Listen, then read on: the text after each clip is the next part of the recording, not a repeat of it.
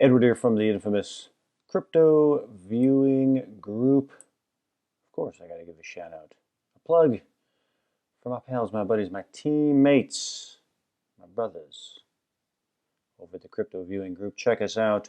Constantly doing work every week. We're constantly cranking stuff out all the time. Every week, we're putting out new stuff. That's a promo plug for my friends, my pals. Okay, we're on to the final sessions of the Pando project. I'm going to go skim through these. The full analysis is on my Patreon. So for folks who want to go, these are very intense sessions. The last three or four sessions, they get very intense. These last two were the most intense for me in the spaces that I went, the areas that I went, which is what this is what I needed to where I needed to go. So these were a couple of weeks ago, the 13th of last month. Okay, where I was moved, the movement that I want to explore was this from the previous session: not destined to survive. What does that mean? So that was my cue. My movement was to explore that. And this is where it all went, a record or recording in history. Not destined to survive here. Record, recording in history that ended, came to an end here. These records here. How would one experience the knowledge of not being destined to survive? I went into a questioning realm here because I'm inside of this space.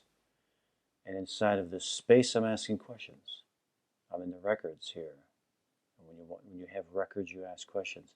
You go deeper, and I kept going deeper, deeper.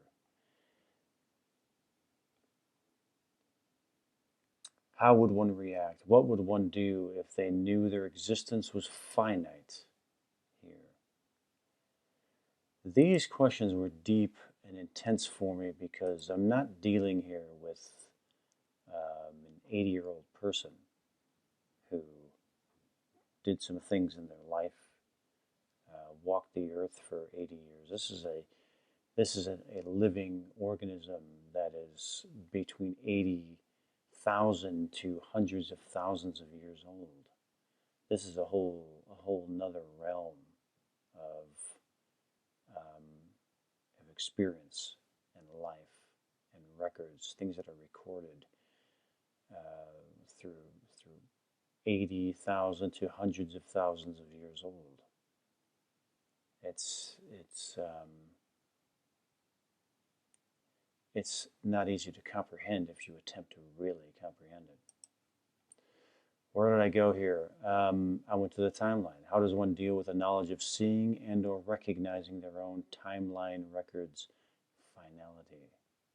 This is the drawing example of the realm that I was in. You have an active timeline, and then there's where you cease to exist on the timeline.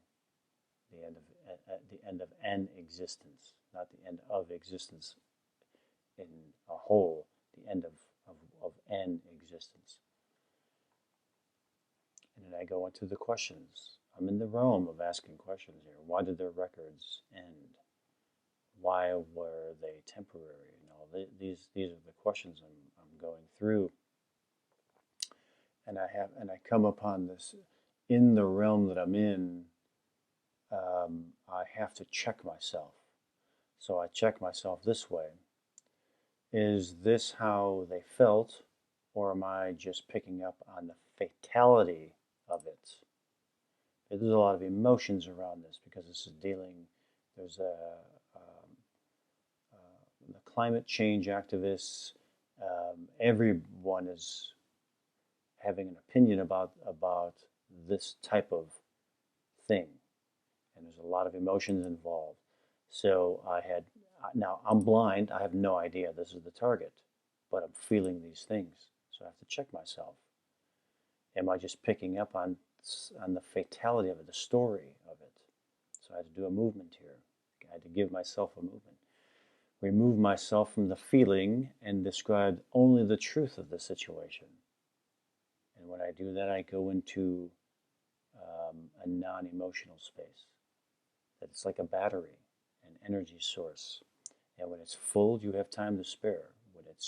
When you lose your charge, it's over. The charge ended, and the flame went out. There is an electrical lifespan for things.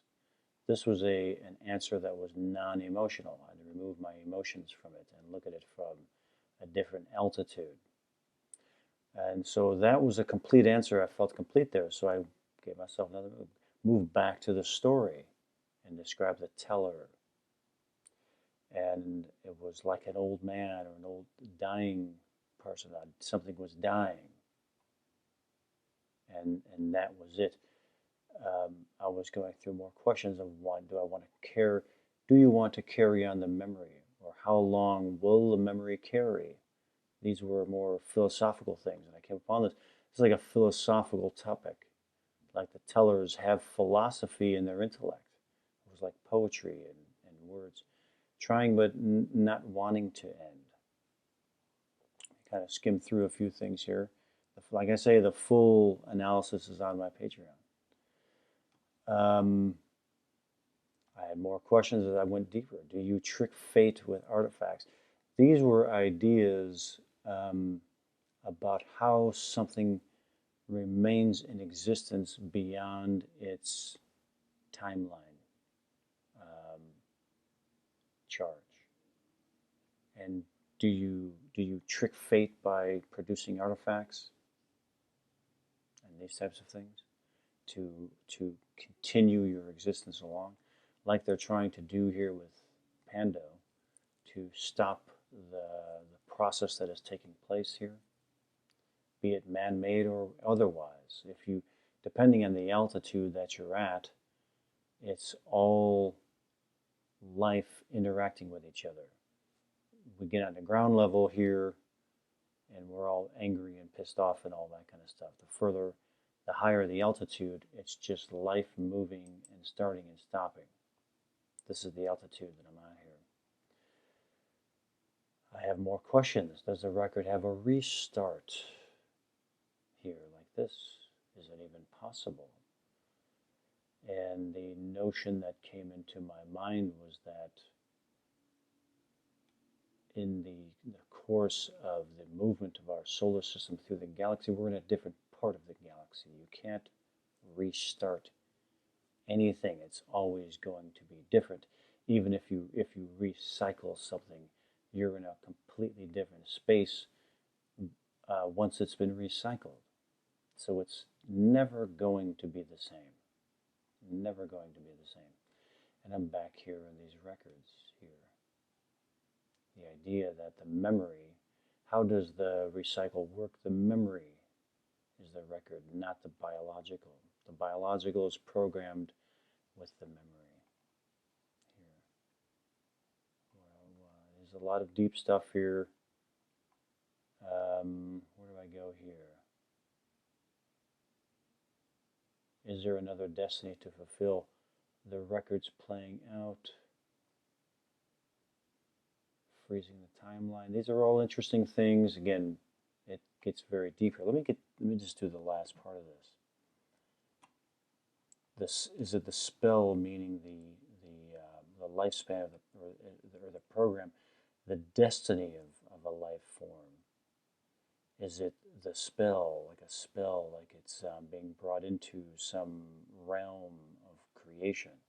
Is it to be broken, to freeze it, to freeze the timeline?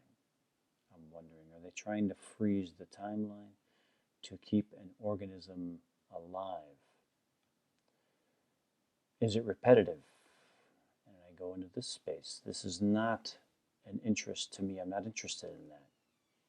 But the history is interesting to me. I can acknowledge the history, but I'm not interested in a replay of this timeline. It's not my job. I acknowledge the records and my role in accessing them, but I'm not interested in replaying timelines. That's not my job. Final session.